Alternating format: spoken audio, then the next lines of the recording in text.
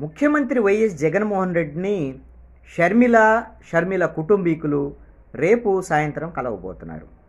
షర్మిల కాంగ్రెస్ పార్టీలో చేరుతున్నటువంటి నేపథ్యంలో ఆంధ్రప్రదేశ్ రాజకీయాల్లో కీలకమైనటువంటి పరిణామం చోటు చేసుకుంటున్నటువంటి ఈ పరిస్థితుల్లో జగన్మోహన్ రెడ్డితో భేటీ కావటం అనేటువంటిది ప్రాధాన్యత సంతరించుకున్నటువంటి అంశం. అయితే షర్మిల కుమారుడు రాజారెడ్డి వివాహం సందర్భంగా జనవరి 18వ తేదీన నిశ్చితార్థం ఉంది.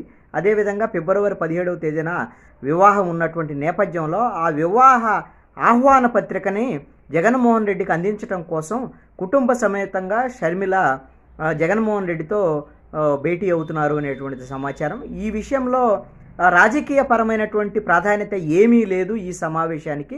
కేవలము వివాహ ఆహ్వాన పత్రికను అందించడానికి మాత్రమే కలుస్తున్నారు అనేటువంటి దాని మీద రెండు కుటుంబాలకు